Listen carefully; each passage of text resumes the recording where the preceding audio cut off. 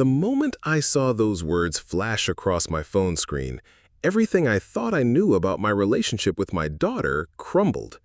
24 years of love, sacrifice, and unwavering support reduced to a single, devastating message that would change everything between us forever.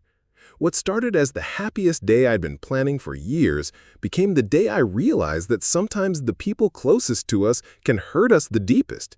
And when they cross that line, when they take your love for granted one too many times, sometimes you have to show them exactly what that love was worth. Before we jump back in, tell us where you're tuning in from. And if this story touches you, make sure you're subscribed because tomorrow I've saved something extra special for you.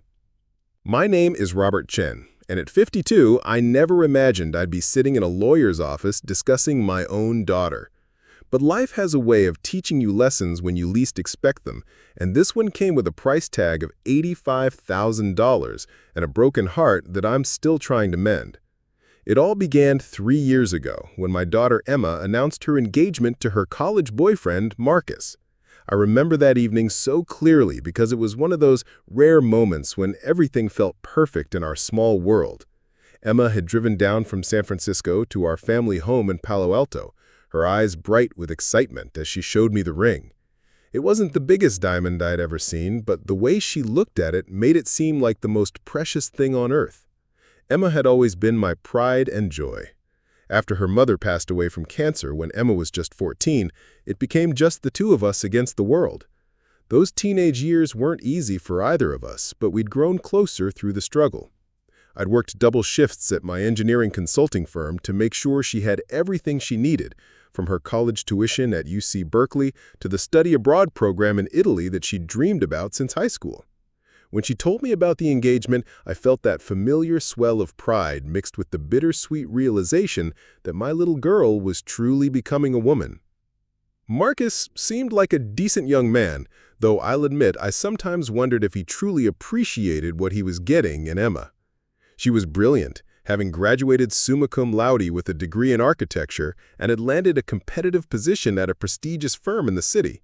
But more than her accomplishments, she had this infectious laugh and a way of making everyone around her feel special. The wedding planning started almost immediately. Emma had always been a dreamer, and her vision for the perfect wedding was something straight out of a fairy tale. She wanted it held at the Bella Vista Estate in Napa Valley, a stunning venue with rolling vineyards and a historic mansion that had hosted some of the most beautiful weddings in Northern California. The moment she showed me the photos, I could see why she'd fallen in love with the place. The cost was astronomical. The venue alone was $35,000, and that was just the beginning. The catering, flowers, photography, music, dress, and all the other details that go into a dream wedding quickly added up to what felt like the cost of a luxury car. But when I looked at Emma's face as she described her vision, when I saw how her eyes lit up talking about dancing with me at the reception, I knew I'd find a way to make it happen. I'd been saving money for years, partly for my retirement and partly because I'd always hoped to help Emma with whatever major life event came next, whether it was a wedding, a house down payment, or starting her own architectural firm someday. I wanted to be able to support her dreams the way my own father never could support mine. Growing up in a working-class family, I'd learned early that love sometimes means making sacrifices so the people you care about can have opportunities you never had. So I did what any father would do. I liquidated my retirement investments, took out a second mortgage on the house, and even borrowed against my life insurance policy. It wasn't easy, and it certainly wasn't financially wise at my age, but I figured I could rebuild my savings over the next decade before I truly needed to retire. Emma's happiness was worth more to me than my financial security. The planning process became a bonding experience for us.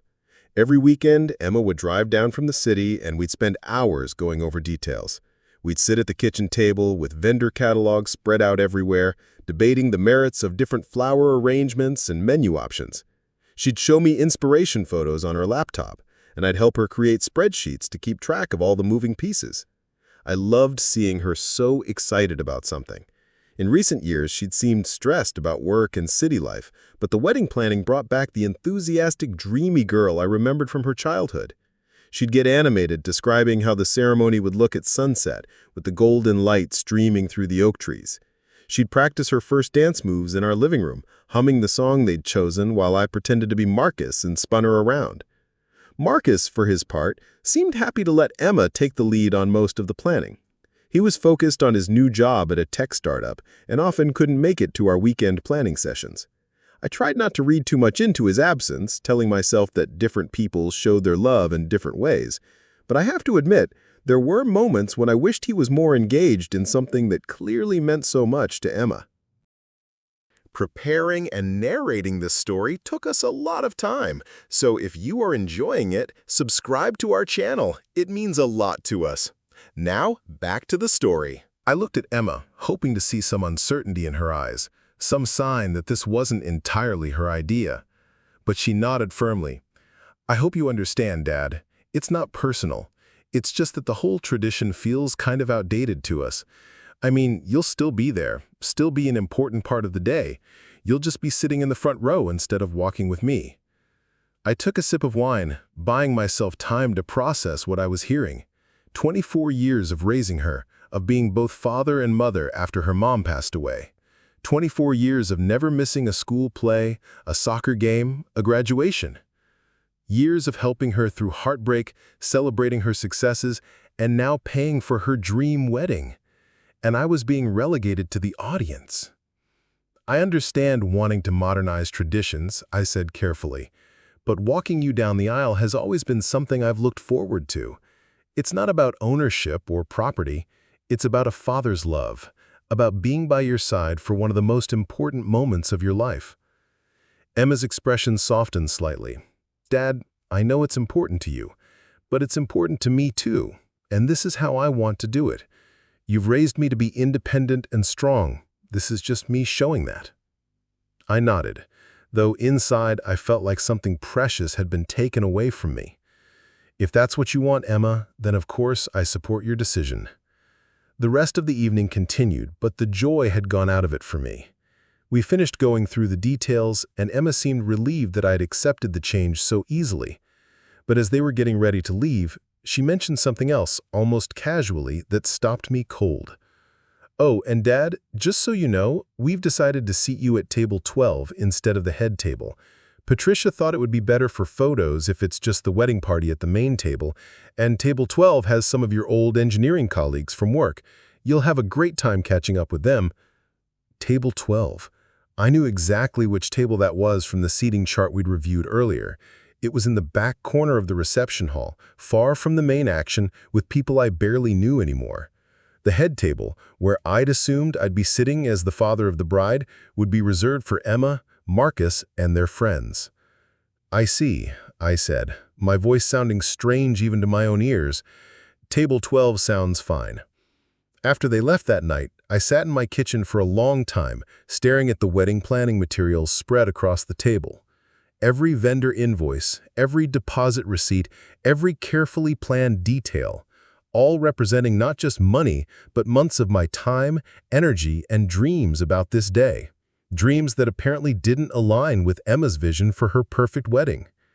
I tried to tell myself that I was being too sensitive, that modern weddings were different from the ones I remembered from my generation. But deep down, I felt like I was being systematically written out of my own daughter's wedding, reduced from the proud father giving away his daughter to just another guest in the back of the room. The next morning, I called my brother David in Portland. David had always been my closest confidant, the one person who knew me well enough to give it to me straight when I needed to hear it. I told him about the whole situation and then said, "She wants to walk down the aisle alone." David was quiet for a moment. "And how do you feel about that?" "Honestly, I feel like I've been demoted. Like all the sacrifice and love over the years doesn't matter because it doesn't fit with their modern vision." "Have you told Emma how much this means to you?" I tried, but she seemed so sure about her decision, and Marcus was there backing her up, talking about independence and equality. I didn't want to seem like some old-fashioned dinosaur who doesn't understand modern relationships. David sighed. "Rob, you've been more than a father to Emma. You've been her whole support system since Sarah died. If walking her down the aisle is important to you, you have every right to express that. This isn't about ownership or old-fashioned thinking. This is about honoring the relationship you two have built. After I hung up with David, I considered calling him back, trying to have a deeper conversation about what the father-daughter moments at the wedding meant to me. But every time I picked up the phone, I taught myself out of it. I didn't want to be the difficult father, the one who made demands during what was supposed to be the happiest time in her life. So I decided to let it go and try to focus on the positive aspects of the day. The final 2 weeks before the wedding were a whirlwind of activity. I paid the remaining balance to the venue, handled last-minute logistics with the vendors, and picked up my tuxedo. Emma was staying in the city, buried in final preparations with Patricia and her bridesmaids. We talked on the phone every few days, but the conversations were rushed and focused on practical details rather than the emotional significance of what was approaching. 2 days before the wedding, I drove up to Napa Valley to check into the hotel where the wedding party was staying. The Bella Vista estate was even more beautiful than the photos had suggested. Rolling hills covered in vineyards stretched as far as the eye could see, and the main house was a perfect blend of rustic elegance and modern sophistication. I could understand why Emma had fallen in love with the place. The rehearsal dinner was scheduled for that evening at a charming restaurant in downtown Napa. I arrived early and found Emma and the wedding planner doing a final walkthrough of the ceremony space. Emma looked radiant but stressed, checking and rechecking every detail with the intensity of someone who had invested everything in making this day perfect. "Dad?" she called out when she saw me, giving me a warm hug. "Can you believe it's finally happening? 2 more days and it'll be all real." "It's beautiful, sweetheart," I said, looking around at the ceremony space. "You've created something really special here." We spent the next hour going through the ceremony logistics. Emma showed me where I'd be sitting, front row center, with a perfect view of the proceedings. She explained the processional order, bridesmaids, maid of honor, then Emma by herself. As she walked through her solo entrance, I watched her face light up with anticipation, and I tried to push down the sadness I felt about not being part of that moment. The rehearsal dinner was lovely, held in a private dining room with about 30 close family members and friends. I'd arranged to give a toast, something I'd been working on for weeks. I wanted to say something meaningful about Emma, about watching her grow into the incredible woman she had become, about my hopes for her future with Marcus. When the time came for toasts, Marcus's father went first, delivering a polished speech about family traditions and new beginnings. Then it was my turn. I stood up, looking at Emma's expectant face, and began the speech I'd memorized. 24 years ago, a little girl came into my life and changed everything. Emma wasn't just my daughter, she became my teacher, my inspiration, and my greatest source of pride. I've watched her grow from a curious child into a brilliant, compassionate woman who lights up every room she enters. I went on to talk about some of my favorite memories, teaching her to ride a bike, helping with science fair projects, watching her graduate from college. The room was quiet, and I could see Emma wiping tears from her eyes. "Emma," I continued, "you've grown into everything your mother and I dreamed you could be. You're kind, intelligent, strong, and independent. Marcus, you're getting a treasure, and I know you'll take good care of her heart." I raised my glass. To Emma and Marcus, may your marriage be filled with as much joy as Emma has brought to my life. The room erupted in applause, and Emma came over to give me a long hug. "That was beautiful, Dad," she whispered. "Thank you for everything." In that moment, I felt some of my earlier disappointment fade. This was still my daughter, still the little girl who used to curl up in my lap for bedtime stories. The details of the ceremony might not be what I'd envisioned, but the love between us was still there. The wedding morning dawned clear and bright, with the kind of perfect Northern California weather that makes you believe the universe is smiling on your plans. I woke early in my hotel room, ordered room service, and spent the morning getting ready at a leisurely pace. I'd been instructed to arrive at the venue by 3 o'clock for photos, with the ceremony starting at 5:30. When I arrived at Bella Vista, the place was buzzing with activity. Vendors were putting finishing touches on the ceremony space, the photographer was setting up equipment, and Patricia was orchestrating everything with military precision. Emma was in the bridal suite getting ready with her bridesmaids, so I spent some time walking around the grounds, admiring the work that had gone into making her vision come to life. At 4 o'clock, Patricia found me and said it was time for family photos. I followed her to a beautiful spot in the gardens where Emma was waiting in her wedding dress. The moment I saw her, my breath caught. She looked absolutely radiant, like something out of a fairy tale. The dress, which had cost more than most people's cars, was worth every penny for the way it made her glow. "Dad," she said, her voice thick with emotion, "how do I look?" "You look perfect, sweetheart," I said, meaning every word. Absolutely perfect. We spent the next hour taking photos in various locations around the estate. Family portraits, father-daughter shots, and pictures with Emma's bridesmaids. The photographer was skilled at making everyone look natural and relaxed, and despite my earlier concerns, I found myself enjoying the process. These were the moments I would treasure long after the day was over. As 5:30 approached, the guests began taking their seats for the ceremony. I found my spot in the front row, right where Emma had said I'd be. The view was indeed perfect. I could see everything from there.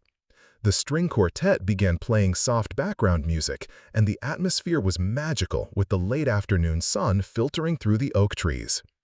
At exactly 5:30, the processional music began. One by one, the bridesmaids made their way down the aisle, each looking beautiful in the dusty blue dresses Emma had chosen. Then came Marcus and his groomsmen, taking their places at the altar. Marcus looked nervous but happy, adjusting his tie and glancing back toward the house where Emma would soon appear. The quartet transitioned to the bridal march, and every head turned toward the back of the aisle. There was Emma, looking like a vision, standing alone at the back of the ceremony space. She took a deep breath, smiled at the crowd, and began her solo walk down the aisle. I watched my daughter walk toward her future husband, and despite everything, I felt overwhelming pride. She looked confident and radiant, every inch the independent woman she'd grown into. But I also felt a profound sadness that I wasn't beside her for this moment. The 24 years of love and sacrifice had earned me a seat in the audience rather than a place by her side. The ceremony itself was beautiful. Emma and Marcus had written their own vows, and their words were heartfelt and personal. They talked about partnership, about supporting each other's dreams, about building a life based on equality and mutual respect. I found myself moved despite my earlier disappointments. When the officiant pronounced them husband and wife, the crowd erupted in cheers. Emma and Marcus kissed, then turned to walk back down the aisle together. As they passed my row, Emma caught my eye and gave me the biggest smile, mouthing "I love you" as she went by. The cocktail hour that followed was elegant and fun. I mingled with other guests, many of whom I hadn't seen in years. Emma's college friends, Marcus's family, and various relatives all seemed to be having a wonderful time. The venue staff passed around appetizers and champagne, and a jazz trio played in the background. I spent time catching up with Emma's godmother, my late wife's sister Linda, who had flown in from Chicago for the wedding. Linda and I had always gotten along well, and she'd been a tremendous source of support during Emma's teenage years. "She looks so happy," Linda said, as we watched Emma and Marcus posing for more photos near the vineyard. "She does," I agreed. "That's all that really matters." "You did a beautiful job raising her, Rob. Sarah would be so proud of both of you." I felt my throat tighten at the mention of my wife. I just tried to give her everything she needed to become who she wanted to be. "And look how that turned out," Linda said, gesturing toward Emma. "She's incredible." As the cocktail hour wound down, guests began moving into the reception hall for dinner. I made my way to table 12, where I found my assigned seat among several people I recognized from my old engineering firm. They were pleasant enough company, and we quickly fell into conversation about work, retirement plans, and family updates. From table 12, I had a clear view of the head table, where Emma and Marcus sat with their wedding party. They looked like they were having the time of their lives, laughing at jokes I couldn't hear, raising toasts to each other, and glowing with newlywed happiness. Emma kept looking around the room, making eye contact with guests, and seeming genuinely delighted to see everyone there. The dinner was exquisite, as I'd expected for what I'd paid. Course after course of beautifully prepared food, paired with wines from local vineyards. The conversation at my table was pleasant, and I found myself relaxing and enjoying the evening more than I'd expected. After dinner came the toasts. Marcus's best man went first, telling funny stories about their college adventures and their friendship over the years. Emma's maid of honor followed, with a touching speech about their sorority days and how Emma had always been the one to take care of everyone else. Then came the father-daughter dance. This was one tradition that had survived Emma's modernization of the ceremony, and as the DJ announced our dance, I felt my heart start to race. We'd chosen The Way You Look Tonight by Frank Sinatra, a song that had played at my own wedding and one that Emma had always loved. I walked over to the head table and extended my hand to Emma. She took it with a radiant smile and followed me to the dance floor. As the opening notes of the song began to play, I put my arm around my daughter's waist and we began to dance. "Thank you for everything, Dad," Emma whispered as we swayed to the music. "This day couldn't have been more perfect." "You look beautiful, sweetheart," I replied. "I'm so proud of you." We danced in comfortable silence for a while, both of us emotional and trying not to cry. This was the moment I'd been dreaming about for years, and despite all the changes to Emma's original vision, it was everything I'd hoped it would be. As the song wound down, Emma pulled back to look at me. "Dad, I know some of the decisions Marcus and I made about the ceremony weren't what you expected, but I want you to know that none of that changes how much you mean to me or how grateful I am for everything you've done." "I love you, Emma," I said simply. "That's all that matters." The dance ended to enthusiastic applause, and Emma hugged me tightly before Marcus came to claim the next dance. I returned to table 12, feeling better about the whole day. Maybe the ceremony hadn't gone exactly as I'd envisioned, but the important thing was Emma's happiness. The rest of the reception was a blur of celebration. There was more dancing, more toasts, and the cutting of a spectacular three-tiered cake. Emma and Marcus seemed to float through it all, radiating joy and surrounded by the love of their family and friends. The cocktail hour that followed was elegant and fun. I mingled with other guests, many of whom I hadn't seen in years. Emma's college friends, Marcus's family, and various relatives all seemed to be having a wonderful time. The venue staff passed around appetizers and champagne, and a jazz trio played in the background. I spent time catching up with Emma's godmother, my late wife's sister Linda, who had flown in from Chicago for the wedding. Linda and I had always gotten along well, and she'd been a tremendous source of support during Emma's teenage years. "She looks so happy," Linda said, as we watched Emma and Marcus posing for more photos near the vineyard. "She does," I agreed. "That's all that really matters." "You did a beautiful job raising her, Rob. Sarah would be so proud of both of you." I felt my throat tighten at the mention of my wife. "I just tried to give her everything she needed to become who she wanted to be." "And look how that turned out," Linda said, gesturing toward Emma. "She's incredible." As the cocktail hour wound down, guests began moving into the reception hall for dinner. I made my way to table 12, where I found my assigned seat among several people I recognized from my old engineering firm. They were pleasant enough company, and we quickly fell into conversation about work, retirement plans, and family updates. From table 12, I had a clear view of the head table, where Emma and Marcus sat with their wedding party. They looked like they were having the time of their lives, laughing at jokes I couldn't hear, raising toasts to each other, and glowing with newlywed happiness. Emma kept looking around the room, making eye contact with guests, and seeming genuinely delighted to see everyone there. The dinner was exquisite, as I'd expected. Course after course of beautifully prepared food, paired with wines from local vineyards. The conversation at my table was pleasant, and I found myself relaxing and enjoying the evening more than I'd expected. After dinner came the toasts. Marcus's best man went first, telling funny stories about their college adventures and their friendship over the years. Emma's maid of honor followed, with a touching speech about... As the evening wound down, I felt genuinely happy for them and proud of the beautiful event we'd all created together. It was nearly midnight when I finally made it back to my hotel room, exhausted but satisfied. The day had been different from what I'd imagined, but Emma had been right. It had been perfect in its own way. I fell asleep thinking about how beautiful she'd looked, how happy she'd seemed, and how proud I was to be her father. The next morning, I was planning to sleep in and have a relaxed breakfast before driving back to Palo Alto. Emma and Marcus were flying to Italy for their honeymoon that afternoon, so we'd said our goodbyes the night before. I was looking forward to a quiet morning to decompress from all the wedding excitement. At around 9 o'clock, my phone buzzed with a text message. It was from Emma, and I expected it to be a thank you note or maybe a photo from the wedding.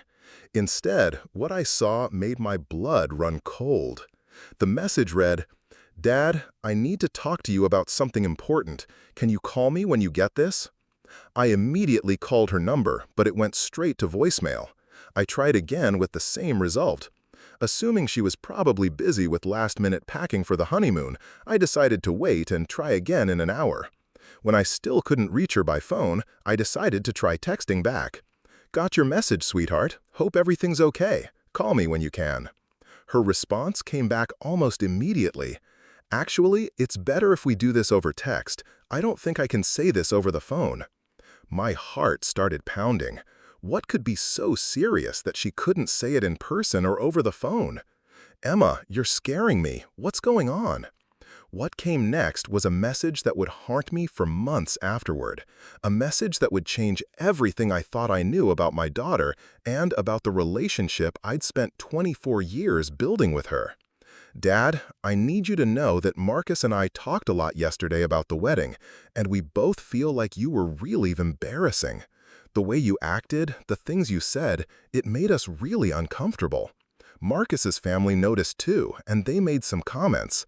I love you, but we think it might be better if we take some space for a while until things cool down." I read the message 3 times, each time feeling like I'd been punched in the stomach. Embarrassing. What had I done that was embarrassing? I'd given a heartfelt toast, danced with my daughter, and spent the evening chatting pleasantly with other guests at my assigned table in the back corner of the reception hall. I sat on the edge of my hotel bed, staring at the phone, trying to process what I was reading. This was the daughter I'd raised alone for 10 years after her mother died. The daughter whose college tuition I'd paid, whose dreams I'd supported, whose perfect wedding I'd just financed to the tune of $85,000. And according to her, I'd been embarrassing. My hands shaking, I typed back, "Emma, I'm not sure what you mean. Can you help me understand what I did that was embarrassing?" Her response came quickly. "Dad, please don't make this harder than it has to be. You know what you did. The toast went on too long, you were too emotional during our dance, and you kept trying to insert yourself into moments that weren't about you. Marcus's parents said it seemed like you were trying to make the wedding about yourself instead of about us." I felt like the ground had opened up beneath me. Too emotional during our dance? Trying to make the wedding about myself? I thought back through every moment of the previous day, every interaction I'd had, every word I'd spoken. Had I really been so out of line? The toast I'd given was heartfelt, but no longer than the others. During our dance, I'd simply told Emma I was proud of her and that I loved her. At the reception, I'd spent most of the evening at table 12, far from the main action, talking quietly with other guests. I couldn't understand what Marcus's parents could have possibly found objectionable about my behavior. But the worst part wasn't the accusations themselves. The worst part was the casual cruelty of the delivery, the complete lack of consideration for how these words would affect me. After everything I'd done, everything I'd sacrificed, this was how my daughter chose to communicate with me the morning after her wedding? I tried calling her again, desperate to have a real conversation, to understand what had really happened. But the phone went straight to voicemail, and I realized she'd probably turned it off to avoid talking to me directly. In that hotel room, surrounded by the remnants of what I'd thought was one of the happiest days of my life, I finally understood what had really been happening. This wasn't about my behavior at the wedding. This was about Emma establishing her new hierarchy, making it clear that Marcus and his family were now her priority, and that I had been demoted to a secondary role in her life. The phone buzzed again with another message from Emma. "I really think it's best if we don't talk for a while. Marcus and I need time to start our marriage without any family drama. I'll reach out when I'm ready." Family drama. That's what my love and support had become in her eyes? Family drama that might interfere with her perfect new life. I sat in that hotel room for another hour, reading and rereading the messages, trying to make sense of what had just happened. Finally, I called my brother David. "Rob, how was the wedding?" David's cheerful voice made me want to cry. "David," I said, my voice cracking, "I think I've lost my daughter." I told him everything, about the messages, about the accusations, about the coldness in Emma's words. David listened without interrupting, and when I finished, he was quiet for a long moment. "Rob," he finally said, "I think you need to consider the possibility that this isn't really about your behavior at the wedding." "What do you mean?" "I mean that sometimes when people are starting a new chapter in their lives, they feel like they need to reject the old chapter to make room for the new one. Emma's establishing her independence, and unfortunately, that seems to include independence from you." "But David, I spent $85,000 on that wedding. I've spent the last 24 years putting her first in everything. How does that make me the embarrassing father?" "It doesn't, but maybe that's part of the problem.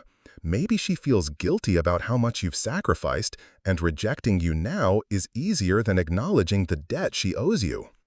David's words hit me like a revelation. For the first time since receiving Emma's messages, I began to see the situation clearly. This wasn't about my behavior. This was about Emma rewriting our history to make herself feel better about how she'd treated me, both at the wedding and throughout the planning process. The girl who had systematically excluded me from the meaningful moments of her wedding day, who had relegated me to the back corner of the reception, who had taken my financial sacrifice for granted, was now painting me as the problem to justify her callousness. As I drove home from Napa Valley that morning, I made a decision that would change everything. I wasn't going to accept Emma's version of events. I wasn't going to let her rewrite 24 years of love and sacrifice as embarrassing behavior. And most importantly, I wasn't going to let her treat my support as something she was entitled to while simultaneously pushing me out of her life.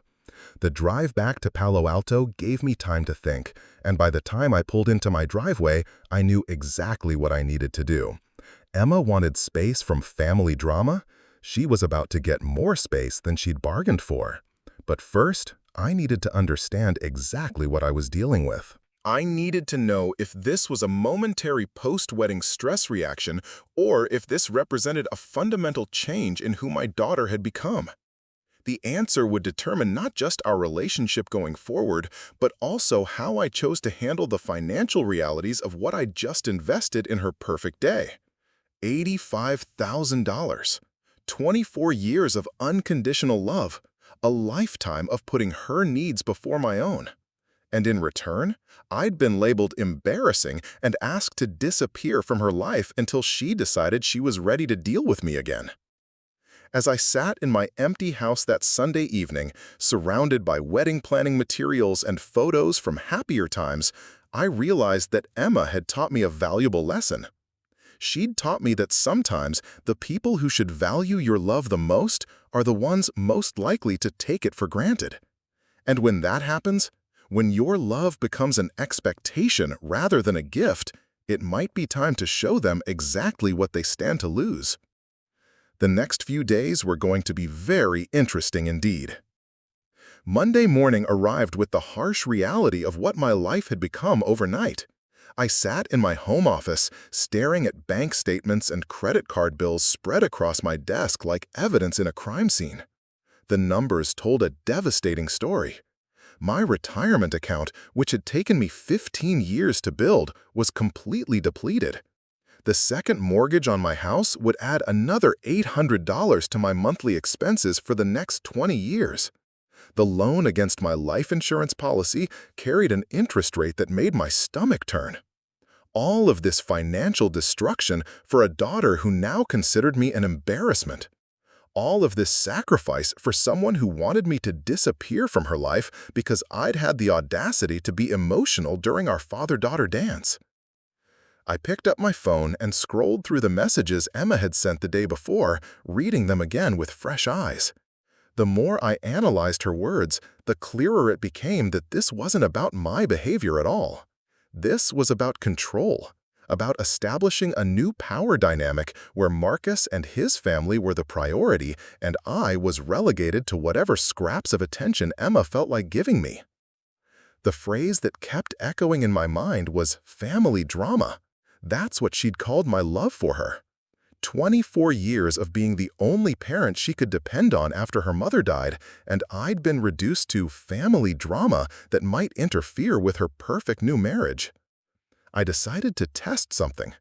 Instead of calling Emma directly, I reached out to Patricia, the wedding planner who had coordinated everything so beautifully. If I'd truly been as disruptive and embarrassing as Emma claimed, surely the professional who managed the entire event would have noticed. Patricia answered on the second ring, her voice warm and professional as always. "Robbers, how are you feeling after that beautiful weekend? You must be so proud of Emma. The wedding was absolutely magical." "Thank you, Patricia. I was actually calling to get your honest opinion about something. Do you think there were any issues with how the day went? Anything that seemed off or problematic?" There was a pause, and I could hear Patricia flipping through what sounded like notes or files. "Issues? Not at all.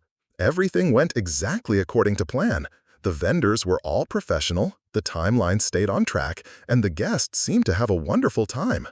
Your toast was lovely, by the way, very heartfelt, without being overly long. I've seen father of the bride speeches go on for 20 minutes or more, but yours was perfectly timed. And during the reception, did you notice any problems with guest behavior or anything that seemed inappropriate?" "Robert, I'm not sure what you're getting at, but the reception was flawless. The guests were engaged, everyone seemed happy, and there were no incidents of any kind. In fact, I had several people comment to me about what a lovely, well-behaved group it was. Why do you ask?" I felt a mixture of relief and anger. Relief that I hadn't actually done anything wrong, and anger that Emma had lied to me so casually and completely. "Just wanted to make sure everything went smoothly," I said. "Thank you for all your hard work, Patricia. You made Emma's dreams come true." "It was my pleasure. Give my best to the happy couple when you talk to them." After hanging up with Patricia, I sat back in my chair and considered my options. I could accept Emma's version of events and retreat quietly into whatever diminished role she was prepared to give me in her life.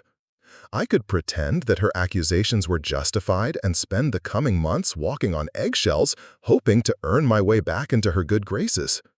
Or I could refuse to be treated this way by someone whose entire wedding I had just financed. The more I thought about it, the more I realized that Emma's behavior represented a pattern that had been building for months, maybe even years. The systematic exclusion from meaningful wedding moments, the seating arrangement that banished me to the back of the reception, the casual dismissal of my feelings about walking her down the aisle, and now this, a complete rewriting of history to justify treating me like a problem to be managed rather than a father to be cherished. I opened my laptop and began researching something I'd never thought I'd need to know about: the legal implications of wedding payments and family financial agreements. What I discovered was both illuminating and infuriating. Legally, the money I'd spent on Emma's wedding was considered a gift. I had no recourse to demand it back, no matter how she treated me afterward. The venue had been paid, the vendors had been compensated, and the services had been rendered. From a legal standpoint, Emma owed me nothing. But there was one payment that hadn't been processed yet: the gratuities for the wedding vendors. The photographer, the band, the catering staff, and others were traditionally paid after the event. Patricia had provided me with a list of recommended gratuity amounts totaling nearly $8,000, money that was expected to be distributed within the week following the wedding. These payments were still entirely within my control. I spent Tuesday morning making phone calls. First, I spoke with my bank to understand exactly what my financial position looked like after the wedding expenses. The news was worse than I'd feared. Between the venue costs, vendor payments, and associated expenses, I had less than $5,000 left in my checking account and no significant savings to fall back on. My monthly expenses would increase substantially due to the second mortgage, and my retirement had been pushed back by at least a decade. Next, I called my financial advisor, a competent woman named Rebecca who had been managing my investments for over 10 years. When I explained what had happened, the silence on the other end of the line stretched so long I thought we'd been disconnected. "Robert," she finally said, "please tell me you didn't liquidate your entire retirement account for a wedding." "I liquidated my daughter's happiness. There's a difference." "From a financial planning perspective, there really isn't. You're 52 years old. You should be maximizing your retirement contributions, not depleting them entirely. This puts you in a very precarious position." Rebecca walked me through the reality of my situation. To rebuild my retirement savings to where they had been would require aggressive monthly contributions that I could no longer afford due to the additional mortgage payment. The loan against my life insurance policy would eat into my monthly cash flow for years. I was essentially starting over financially at an age when most people are thinking about scaling back their expenses, not increasing them. "Is there any way to recover some of these funds?" Rebecca asked. "Not legally." But there might be other options. That afternoon, I did something I never thought I would do. I called Emma's hotel in Italy. It was early evening there, and I hoped to catch her before she and Marcus went to dinner. The phone rang several times before she answered, her voice cautious when she saw my name on the caller ID. "Dad?" I thought I asked for some space. "Hello, Emma. I hope you're having a wonderful honeymoon. I wanted to follow up on our conversation yesterday and make sure I understood your concerns correctly." "Dad, please don't make this more complicated than it needs to be. Marcus and I just need some time to—" "Emma, I spoke with Patricia, the wedding coordinator, yesterday. She said everything at the wedding went smoothly and that she received several compliments about how well-behaved and lovely all the guests were. She specifically mentioned that my toast was well-timed and appropriate. So I'm having trouble understanding what exactly I did that was so embarrassing." There was a long pause. In the background, I could hear Marcus saying something, but I couldn't make out the words. "Dad, just because Patricia didn't see anything doesn't mean nothing happened. Marcus's parents were very clear about their feelings, and I trust their judgment." "What specifically did Marcus's parents say I did wrong?" Another pause, longer this time.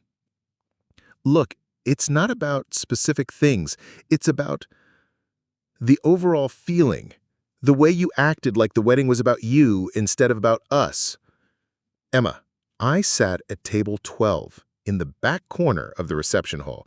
I gave one toast that lasted less than 3 minutes. I danced with you for one song. I spent the rest of the evening talking quietly with other guests at my assigned table. How exactly does that constitute making the wedding about me?"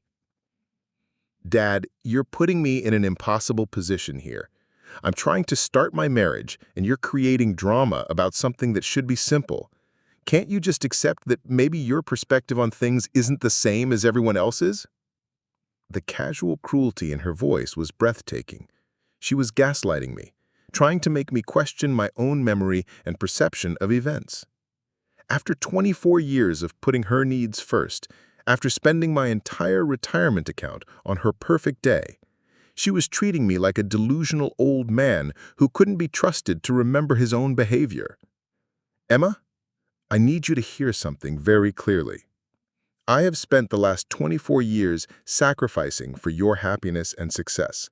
I liquidated my retirement account, took out a second mortgage on my house, and borrowed against my life insurance policy to pay for your wedding. I did this because I love you and because I wanted your day to be perfect.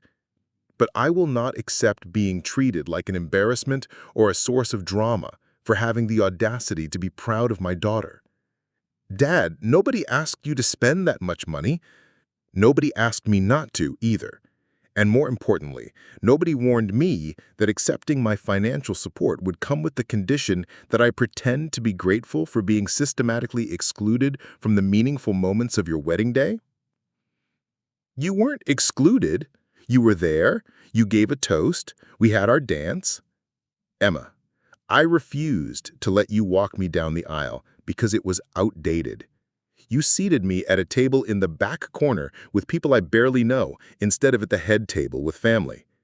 You made it clear at every step that my role in your wedding was to write checks and stay out of the way. And now you're telling me that even that diminished role was too much, that I was embarrassing for daring to show emotion during our father-daughter dance. I heard Marcus's voice more clearly in the background, saying something that sounded like, "Just hang up." Dad, I can't do this right now. I'm on my honeymoon, and you're ruining it with this negativity. We'll talk when I get back. Actually, Emma, there's one more thing we need to discuss. Patricia gave me a list of vendor gratuities that are traditionally paid after the wedding: photographer, band, catering staff, and others. The total comes to just under $8,000. Okay, so you'll handle that like we discussed. Actually, I've decided not to. The silence that followed was so complete, I could hear my own heartbeat. What do you mean you've decided not to?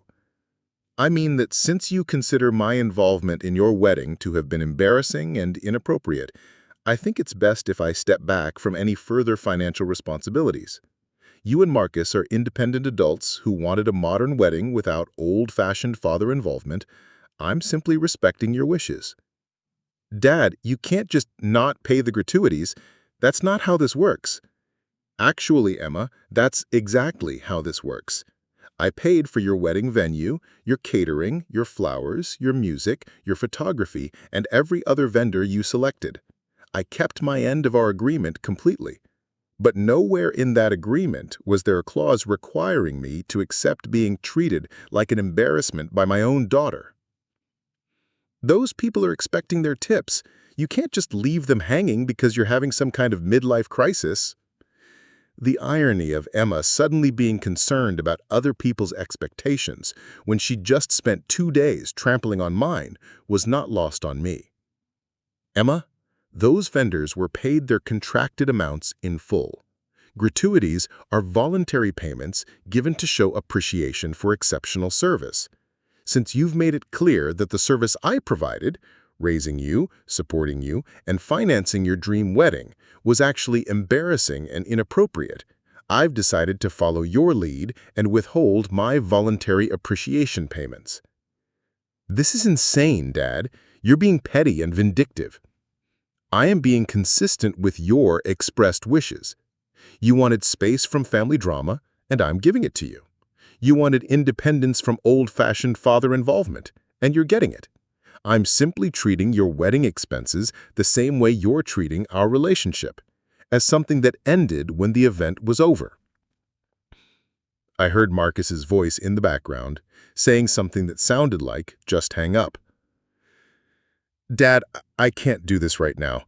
I'm on my honeymoon, and you're ruining it with this negativity. We'll talk when I get back.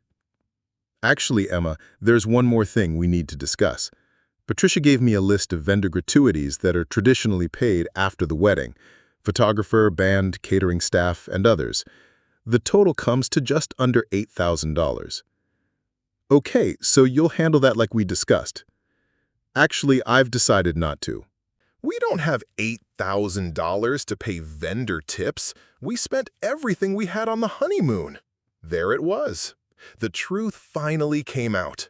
Emma and Marcus had budgeted for me to handle all the wedding expenses, including gratuities, while they spent their own money on a luxury honeymoon to Italy.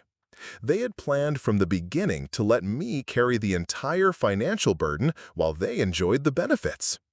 That sounds like a problem you and Marcus will need to solve together, I said calmly. You're independent adults starting a modern marriage based on equality and partnership. I'm sure you'll figure something out. Dad, please, I'm sorry if I hurt your feelings. Can't we work this out? It was telling that Emma's apology was conditional. If I was hurt, not an acknowledgement that she had actually done something wrong. And it only came when she realized there might be financial consequences for her behavior. Emma, do you remember what you said to me yesterday morning? I said a lot of things. I was stressed, and you said I was embarrassing. You said Marcus's family made comments about me. You said I tried to make your wedding about myself instead of about you. You said you needed space from family drama, meaning me, so that you could start your marriage without interference. Do you remember saying those things? Yes, but... And do you remember how you said it?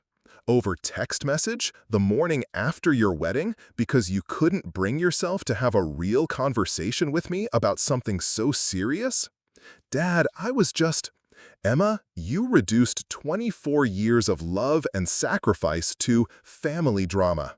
You took my financial support for granted while systematically excluding me from your wedding, then blamed me for being too emotional about the few moments you did allow me to participate in.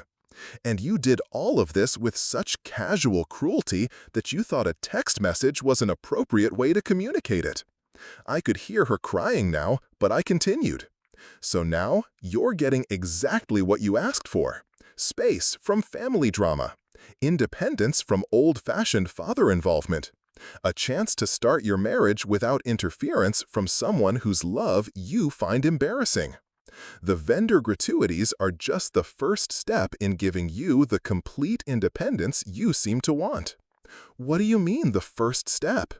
I mean that I've spent the last 2 days reviewing my finances and my priorities. You're not the only one who gets to reevaluate relationships and decide what kind of involvement you want going forward. The line was quiet except for Emma's soft crying. Dad, please, don't do this. I love you. I didn't mean for things to get this bad. Emma, if you love me, then you have a very strange way of showing it. Love doesn't dismiss someone's feelings as embarrassing. Love doesn't communicate serious issues through text messages to avoid having difficult conversations. Love doesn't take financial support for granted while treating the person providing it like an inconvenience. I know I handled things badly. I'm sorry. Can't we just move past this? Moving past it would require you to understand why your behavior was hurtful and unacceptable. But based on this conversation, I don't think you do understand that. You're only apologizing because you've realized there might be consequences for treating me poorly. That's not true. Emma, prove me wrong. Tell me specifically what you did that was hurtful and why it was unacceptable. Another long pause. In the background, I could hear Marcus saying something that sounded like, just promise him whatever he wants. I shouldn't have called you embarrassing. That was mean. What else? And I shouldn't have said it over text. What else, Emma? I don't know what else you want me to say. And there it was. Emma genuinely didn't understand why her behavior had been so hurtful. She didn't see anything wrong with excluding me from meaningful wedding moments. She didn't think there was anything problematic about taking my financial support for granted. She didn't recognize that treating me like family drama was cruel and dismissive. She was only apologizing for the most surface-level aspects of her behavior, and only because she'd realized that her words might have financial consequences. Emma, I think it's best if we end this conversation here. Enjoy the rest of your honeymoon. When you get back, you and Marcus can figure out how to handle the vendor gratuities and any other wedding-related expenses that might come up. I'm officially stepping back from any further involvement in your wedding or marriage. Dad, wait! I hung up the phone. For the first time in 48 hours, I felt like I could breathe properly. The conversation had confirmed what I'd suspected. Emma's apology was purely transactional, motivated by her realization that her behavior might cost her money, rather than by any genuine understanding of why she'd hurt me. But ending the vendor gratuity payments was just the beginning. Over the next few days, I began to understand the full scope of what Emma's attitude meant for our relationship going forward. That evening, I received a series of increasingly frantic text messages from Emma. The first few were attempts to negotiate or bargain. Dad, what if we split the gratuity costs? Can we work out a payment plan for the tips? Marcus says his parents might be able to help with some of the vendor payments. When I didn't respond to those messages, the tone shifted to anger. You're being ridiculous and petty. This isn't what Mom would have wanted. You're punishing innocent vendors because of your hurt feelings. Finally, late that night, I received a message that showed me exactly who Emma had become. Fine. Marcus's parents are going to pay the gratuities because they're actually mature adults who understand that commitments matter. But don't expect any relationship with us going forward if this is how you're going to act. I read that message 3 times, each time feeling a strange sense of relief. Emma had just made this decision much easier for me. She'd escalated from asking for space to threatening to cut me off entirely, all because I'd refused to continue funding her wedding expenses after she'd called me embarrassing. The fact that Marcus's parents were willing and able to cover $8,000 in unexpected wedding expenses told me something important about their financial situation. They clearly had resources that Emma and Marcus could have drawn on from the beginning, but they chose to let me carry the entire financial burden instead. I turned off my phone and went to bed, sleeping better than I had since the wedding. The next morning brought a call from Linda, Emma's godmother and my late wife's sister. Her voice was careful and diplomatic in the way that told me she'd already spoken to Emma about our situation. "Rob, Emma called me last night. She's pretty upset about what happened with the wedding payments." "I'm sure she is," I said. "Did she tell you her version of why I made that decision?" "She said you two had a disagreement about something that happened at the wedding, and now you're withholding payment to vendors out of spite." "I'm sure she is," I said. "Did she tell you her version of why I made that decision?" "She said you two had a disagreement about something that happened at the wedding, and now you're withholding payment to vendors out of spite." I spent the next 30 minutes walking Linda through the entire situation, the systematic exclusion from wedding moments, the text message accusations, the gaslighting conversation from Italy, and Emma's complete lack of understanding about why her behavior had been hurtful. Linda listened without interrupting, and when I finished, she sighed deeply. "Rob, I have to say, I was surprised by some of the decisions Emma made about the wedding. The seating arrangement seemed odd to me, having you so far from the family table. And I wondered about the walking down the aisle thing, especially knowing how much you'd looked forward to that moment. Did you say anything to her about it?" "I mentioned it to her during the rehearsal dinner, actually. I asked if she was sure about walking alone, and she got quite defensive. She said something about not needing patriarchal traditions and how she was making her own choices as an independent woman." "And what did you think of my behavior at the wedding? Was I embarrassing or inappropriate in any way?" "Rob, you were perfectly appropriate. You gave a lovely toast. You were gracious and polite to everyone, and your dance with Emma was one of the most touching moments of the whole evening. I have no idea what she's talking about with this embarrassing behavior business." Linda's confirmation of what Patricia had told me was reassuring, but it also made Emma's accusations even more infuriating. "Linda, I need to ask you something, and I want you to be completely honest with me. Do you think I'm wrong to stop covering wedding expenses after the way Emma has treated me?" Another long pause. "Rob, I think Emma has gotten used to your support being unconditional, and she's taken it for granted. Maybe it's time she learned that actions have consequences, even if it means our relationship might be damaged." "Honey, your relationship is already damaged. Emma damaged it when she decided to treat your love like an inconvenience. You're just refusing to pretend everything is fine when it's not." That afternoon, I made another decision that would have seemed impossible just a week earlier.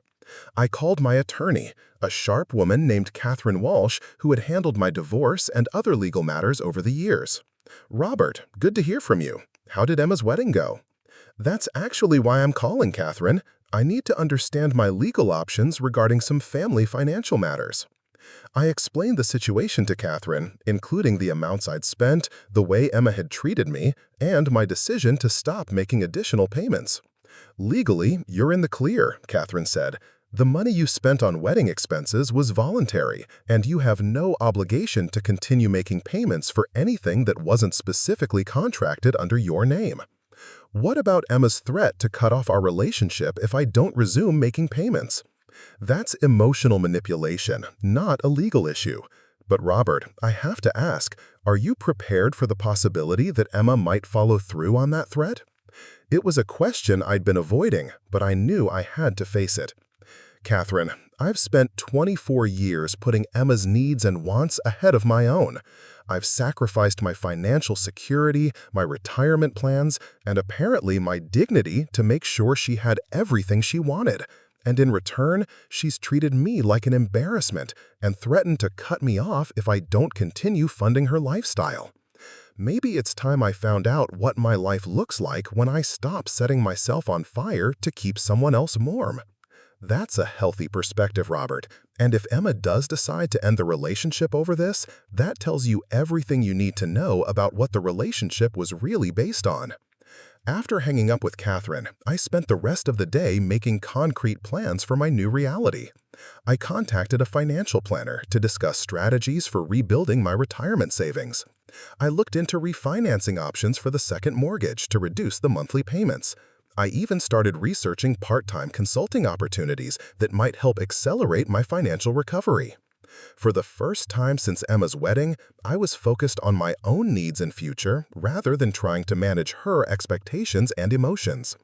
That evening, my phone buzzed with a new message from Emma. "Dad, Marcus's parents paid the vendor tips, but they want to meet with you to discuss this situation. They think there might be some misunderstandings that need to be cleared up." I stared at the message for a long time before responding. "Emma, if Marcus's parents want to discuss my relationship with my daughter, they can call me directly. I'm not going to have that conversation through you as a go-between." Her response came quickly. "They think it would be better if we all met together so everyone can share their perspective." The presumption was breathtaking. Marcus's parents, who barely knew me and had met me exactly twice before the wedding, thought they were qualified to mediate between me and my daughter. They wanted to sit me down for some kind of intervention where they could explain why my feelings were wrong and Emma's behavior was justified. I typed back, "Emma, I'm not interested in a group meeting to discuss my parenting or my relationship with you. If Marcus's parents have something to say to me, they can say it directly. If you have something to say to me, you can say it directly, but I'm done with intermediaries and interventions." The phone rang almost immediately. It was Emma calling from Italy, her voice tight with frustration. "Dad, you're being impossible. Marcus's parents are just trying to help." "Help with what, Emma? Help me understand why I should be grateful for being called embarrassing? Help me see why I should continue paying for wedding expenses after being told I'm a source of family drama? They think there might have been some miscommunication." "Emma, there was no miscommunication. You said what you meant, and I heard you clearly. The only thing that's changed is that you've realized your words might have financial consequences." "That's not true. I love you and I want to fix this." "Then fix it by acknowledging what you did wrong, and not by bringing in Marcus's parents to convince me that my hurt feelings are unjustified." "I already apologized." "You apologized for calling me embarrassing. What about seating me at table 12 instead of with family? What about refusing to let me walk you down the aisle? What about taking my financial support for granted while systematically excluding me from meaningful moments? What about communicating serious relationship issues through text messages to avoid difficult conversations?" Emma was quiet for so long I thought she might have hung up. "Dad, those were just wedding planning decisions. They weren't meant to hurt you." "Emma, that's exactly my point. You made decisions that prioritized Marcus's family and your image of independence over your relationship with me. Then, when I expressed hurt about being excluded, you labeled me as embarrassing and dramatic rather than examining your own choices." "But I didn't mean—" "Emma, impact matters more than intent. The impact of your choices was to make me feel unwelcome and unimportant at your wedding. The impact of your words was to make me question whether you value our relationship at all. And the impact of bringing Marcus's parents into this conversation is to make it clear that you'd rather have them advocate for you than take responsibility for your own behavior. I just want things to go back to normal. Emma, normal was you taking my love and support for granted while treating me like an inconvenience. I'm not interested in going back to that normal. I could hear her crying again, but this time I didn't feel the automatic urge to comfort her that had driven me for 24 years. What do you want from me, Dad? What do I have to do to fix this? It was the first time in our entire conversation that Emma had asked what I needed rather than defending her own position or trying to negotiate terms. Emma, I want you to understand that your behavior was hurtful and unacceptable. I want you to take responsibility for your choices without making excuses or blaming miscommunication. I want you to recognize that love isn't just a feeling, it's how you treat people. And I want you to decide whether you're capable of treating me with the respect and consideration that 24 years of love and sacrifice should have earned. I do respect you, Dad. I do love you.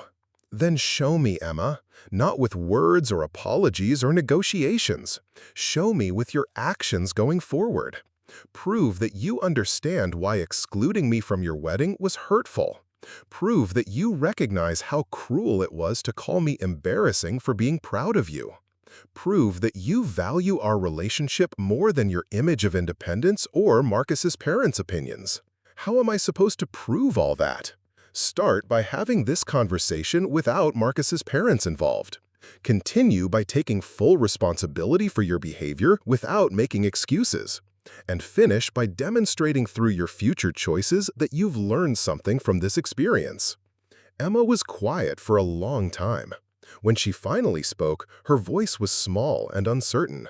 Dad, I think I need some time to think about everything you've said.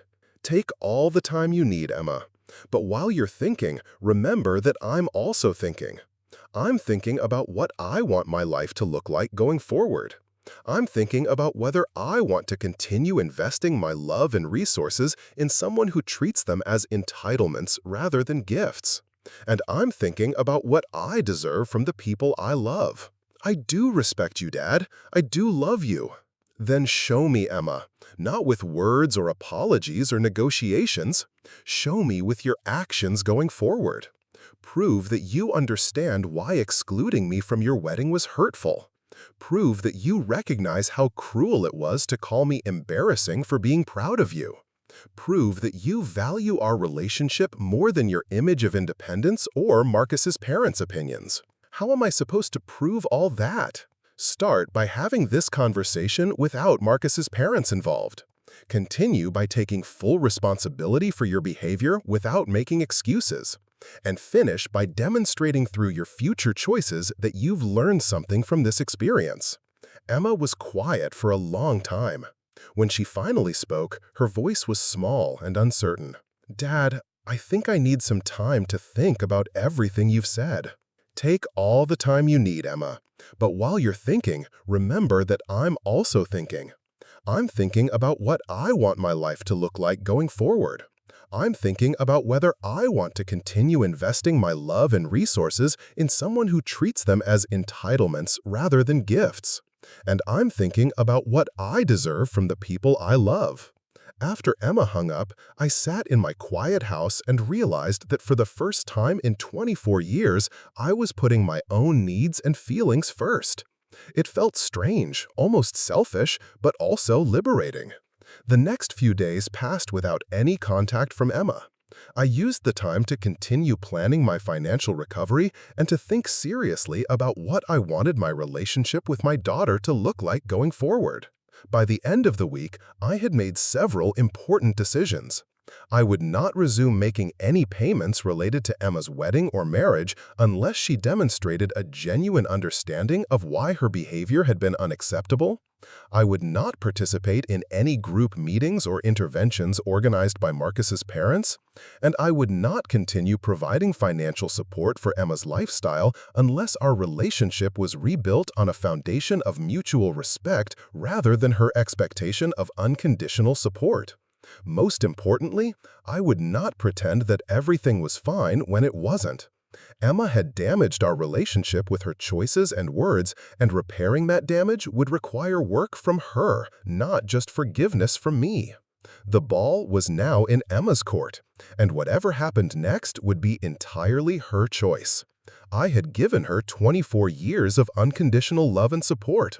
Now it was time to see what she was prepared to give back. 3 weeks passed without a word from Emma. I found myself checking my phone less frequently, sleeping better at night, and for the first time in months, focusing on my own life rather than managing someone else's emotions. The silence that I had initially feared became a gift, giving me space to think clearly about what I truly wanted from my relationships going forward. During those 3 weeks, I received 2 phone calls that crystallized everything for me. The first came from Marcus's mother, Helen, on a Tuesday evening. Her voice carried the tone of someone accustomed to having her opinions treated as facts. "Robert, I think we need to have a conversation about this situation with Emma. She's been devastated since you decided to punish her over some wedding payments." The word punish immediately set my teeth on edge. "Helen, I'm not punishing anyone. I simply decided to stop making voluntary payments for someone who told me my love and support were embarrassing and dramatic." "Robert, you're a mature adult, and Emma is a young woman still learning how to navigate complex relationships. Surely you can understand that emotions were running high after the wedding and things were said that weren't meant seriously. Helen, Emma is 24 years old, has a college degree, and is married. She's not a child who said something thoughtless in a moment of frustration. She sent multiple text messages over 2 days expressing consistent themes about my behavior being inappropriate and embarrassing. Those weren't heat-of-the-moment comments. But Robert, think about what you're doing to their marriage. Marcus and Emma are trying to start their life together, and this conflict with you is casting a shadow over everything. Don't you want Emma to be happy?" The question hit me exactly wrong. "Helen, I've spent 24 years putting Emma's happiness ahead of my own. I've sacrificed my retirement savings, my financial security, and apparently my dignity to make sure she had everything she wanted. But somehow, wanting to be treated with basic respect by my own daughter is now characterized as casting a shadow over her happiness. I think you're being overly sensitive about some wedding planning decisions that weren't meant to be personal slights. Helen, let me ask you something. If Marcus had systematically excluded you from meaningful moments at his wedding, refused to let you participate in traditions you'd looked forward to for years, seated you at a table in the back corner with strangers, and then told you the day after the wedding that your behavior was embarrassing and your love was family drama, how would you feel?" There was a long pause. "That's different. I'm his mother." "Exactly. You're his mother, and you would expect to be treated with respect and consideration because of that relationship. I'm Emma's father, and I expected the same thing. Robert, Marcus's father and I are prepared to mediate this situation. We think if everyone sits down together and discusses their feelings openly, we can resolve these misunderstandings. Helen, there are no misunderstandings here. Emma said what she meant, and I heard her clearly. The only people who seem confused are those who think I should be grateful for being treated poorly by someone whose wedding I financed. You're being unreasonable, Robert. Family means forgiveness and compromise." "You're absolutely right, Helen. Family should mean forgiveness and compromise. It should also mean respect, consideration, and gratitude. When Emma is ready to demonstrate those qualities, I'll be ready to demonstrate forgiveness. But I won't compromise my own dignity to make everyone else's life easier." Helen's tone shifted from diplomatic to cold. Robert, I hope you realize that your stubbornness is going to cost you your relationship with your daughter. Helen, my relationship with my daughter was damaged when she decided to treat my love like an entitlement and my feelings like an inconvenience. I didn't create this situation, and I'm not going to solve it by pretending it never happened. After Helen hung up, I sat thinking about how different that conversation might have been if Marcus's parents had called to say they understood why I was hurt, that they'd spoken to Emma about treating me better, and that they hoped we could work things out. Instead, they'd called to tell me I was wrong, oversensitive, and unreasonable. It told me everything I needed to know about the kind of family Emma had married into and the kind of support system she was building for herself. The second call came from my brother David 3 days later. His voice was careful, and I could tell he was choosing his words deliberately. "Rob, I got a call from Emma yesterday. She asked me to talk to you about reconsidering your position on the wedding payments. Did she tell you why I made that decision?" "She told me her version. I'd like to hear yours." I walked David through everything again. The systematic exclusion from wedding moments, the cruel text messages, the gaslighting conversation from Italy, and Emma's complete inability to understand why her behavior had been hurtful. David listened without interrupting, and when I finished, he was quiet for a long time. "Rob, I have to tell you something. When Emma called me, she spent most of the conversation talking about how unreasonable you were being and how much financial stress you were causing her and Marcus. But she never once acknowledged that she might have hurt you. She never expressed any understanding of why you would be upset. It was all about how your reaction was affecting her. That sounds about right. Rob, I've known Emma since she was born, and I love her like my own daughter. But the person who called me yesterday wasn't the Emma I remember. She sounded entitled, manipulative, and completely focused on getting what she wanted from you rather than rebuilding your relationship." David's words hit me harder than I expected because they confirmed what I'd been afraid to fully acknowledge. The Emma who had called him wasn't just stressed or confused, she was showing him exactly who she had become. "David, what do you think I should do?" "I think you should continue doing exactly what you're doing. You've spent Emma's entire life teaching her that your love was unconditional and your support was guaranteed. Maybe it's time she learned that relationships require effort and consideration from both sides, even if it means losing her." Rob, if Emma is willing to lose you over money and pride, then you've already lost the person you thought you were fighting for. That conversation with David marked a turning point for me. I stopped checking my phone hoping for messages from Emma. I stopped analyzing every interaction we'd had, looking for ways I might have been wrong. I stopped making excuses for her behavior or trying to find charitable interpretations of her words. Instead, I focused on rebuilding my own life. I took on additional consulting work to accelerate my financial recovery. I started going to the gym regularly for the first time in years. I reconnected with friends I'd neglected while focusing all my energy on Emma's needs and crises. Slowly but surely, I began to remember what my life felt like when it wasn't entirely organized around someone else's expectations. 6 weeks after the wedding, Emma finally called. Her voice was subdued, lacking the defensive edge it had carried during our previous conversations. "Dad, I've been thinking about everything you said, and I think I'm ready to have a real conversation. I'm listening, Emma." I talked to my therapist about our situation, and she helped me understand some things I hadn't seen before. The fact that Emma had sought professional help was encouraging, but I remained cautious. What kinds of things? She made me walk through the entire wedding planning process from your perspective, and I started to see how my decisions must have felt to you. The aisle thing, the seating arrangement, all of it.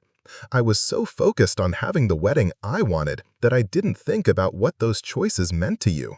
And how do they look to you now? They look cruel, Dad. I can see now that I systematically excluded you from your own daughter's wedding while expecting you to pay for everything.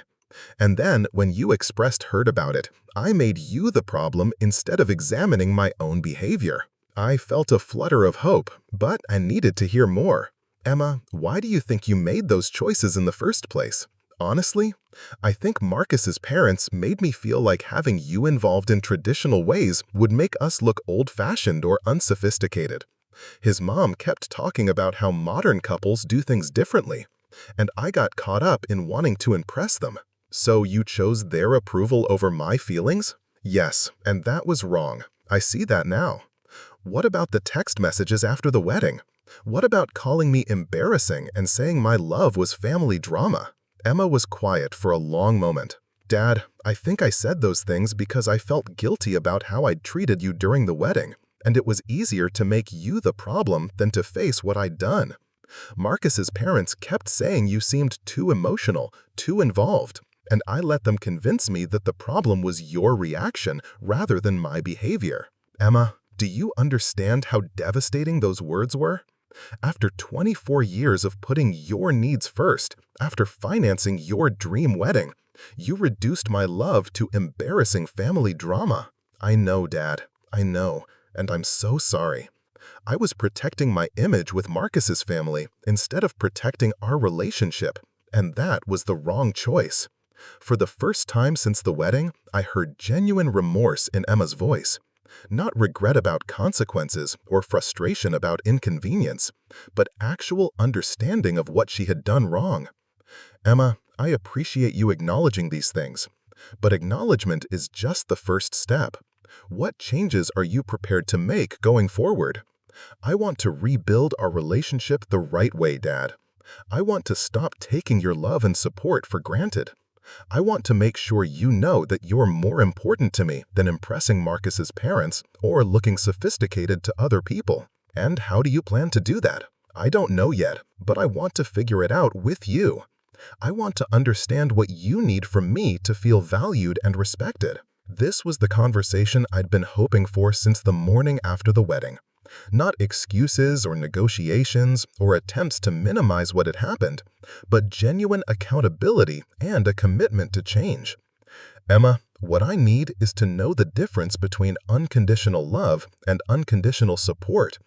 I will always love you, but my support, emotional, financial, or otherwise, has to be based on mutual respect and consideration. I understand, Dad. I also need you to understand that rebuilding trust takes time. You can't undo months of hurtful behavior with one conversation, no matter how sincere.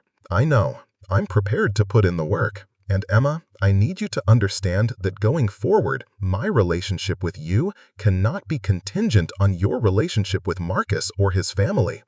I won't be excluded from your life because his parents think I'm too involved. And I won't be included only when it's convenient or beneficial for you. Dad, you're my father, and that's the most important relationship I have. I should have made that clear from the beginning. Over the following months, Emma proved that her apology wasn't just words. She made an effort to call regularly, not just when she needed something, but to check on me and share what was happening in her life. She sent me photos from her new job, asked for advice about career decisions, and invited me to dinner when she and Marcus came to town. Most importantly, she set boundaries with Marcus's parents when they made disparaging comments about me. When Helen suggested that I was too controlling for expecting regular communication with Emma, Emma told her firmly that her relationship with her father was not open for discussion or criticism. The financial rebuilding took longer, but I found that I felt lighter without the constant worry about Emma's next crisis or expectation. I was able to focus on my own goals and needs for the first time in decades. I increased my consulting work, rebuilt my savings, and even started dating again, something I'd avoided for years while focused entirely on Emma's life. Emma noticed the changes in me during one of our dinners about 4 months after our reconciliation conversation. "Dad, you seem different lately. Happier, maybe?" "I think I am happier, Emma. For the first time in a long time, I'm living my own life instead of managing someone else's." "Is that because of what happened with the wedding?" "Partly, but also because I learned something important about the difference between loving someone and losing yourself in someone else's needs." "I'm sorry it took hurting you for me to learn that lesson." "Emma, we both learned important lessons. You learned that love requires effort and consideration, not just feeling. I learned that unconditional support isn't always loving. Sometimes the most loving thing you can do is establish boundaries and expectations. Are you glad I married Marcus? It was a question I'd been expecting, and I'd thought carefully about my answer. I'm glad you married someone who makes you happy. I'm less glad about the family dynamics and the influence his parents have had on your decision-making. But ultimately, what matters is that you're building a marriage based on mutual respect and consideration, the same things our relationship needed. Marcus has changed too, actually. After we got back from our honeymoon and I explained what had really happened with you, he realized how unfair his parents had been. He's been much better about not letting them interfere in our decisions. I'm glad to hear that, Emma. A marriage has to be between two people, not between two people and their extended families. The turning point came about 6 months after Emma's apology during a family barbecue at my house. Emma and Marcus were there, along with David and his family and several other relatives. As I watched Emma help in the kitchen and Marcus engage enthusiastically with my brother's kids, I realized that this was what I'd been hoping for all along. Not perfection, but genuine effort and respect. Later that evening, as Emma was getting ready to leave, she handed me an envelope. "What's this?" "Open it." Inside was a check for $8,000, the exact amount of the vendor gratuities that had sparked our confrontation. "Emma, you don't need to." "Yes, I do, Dad. This isn't about the money. It's about acknowledging that I took your generosity for granted and that I want to contribute to making things right." "Where did this come from?" "Marcus and I have been saving up. We cut back on a lot of things, took on extra work, and made this a priority. It took us 6 months, but it was important to us." I looked at the check, then at Emma's face, and saw something I hadn't seen since she was a child: genuine pride in doing the right thing, regardless of the cost or inconvenience. "Emma, I'm proud of you for this, not because of the money, but because of what it represents." "What does it represent to you?" "It represents you understanding that relationships require investment from both sides. It represents you valuing our relationship enough to sacrifice for it. And it represents you taking responsibility for your actions instead of just apologizing for them."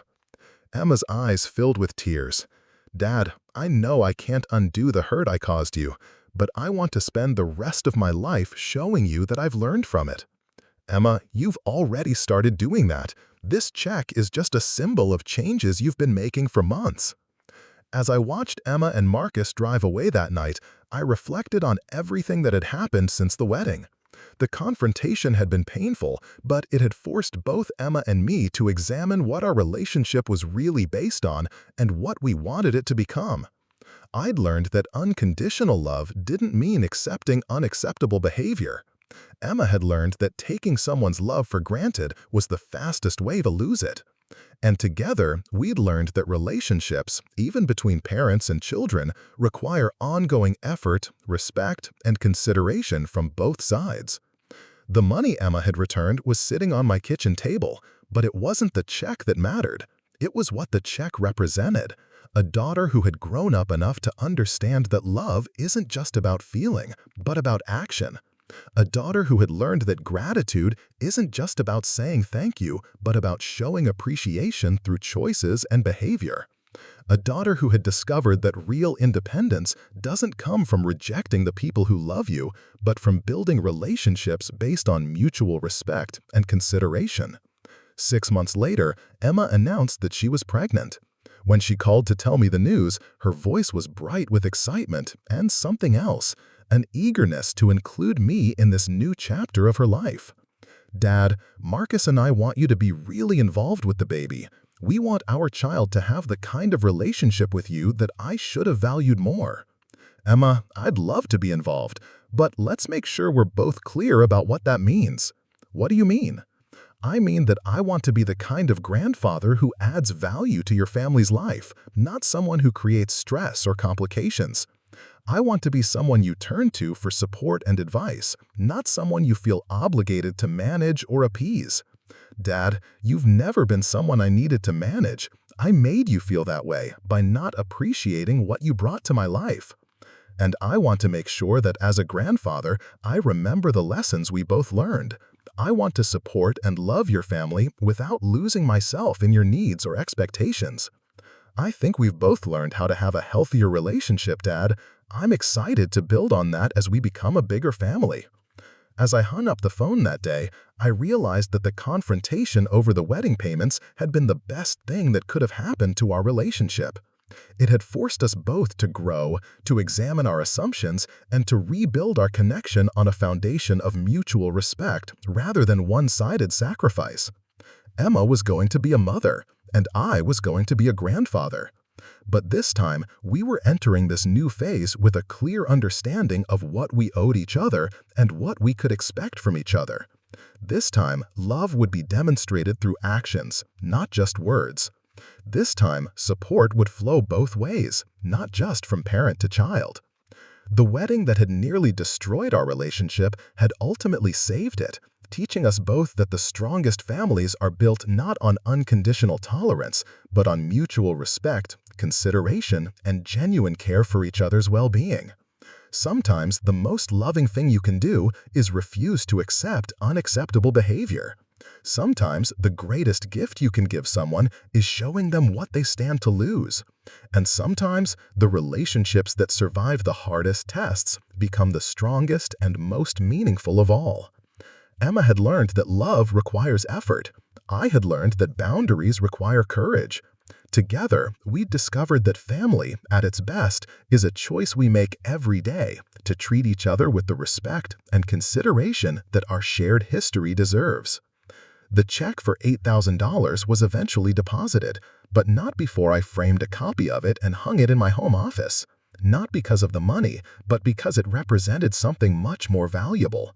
A daughter who had learned to value what she had, a father who had learned to expect what he deserved, and a relationship that had been rebuilt on a foundation strong enough to last a lifetime.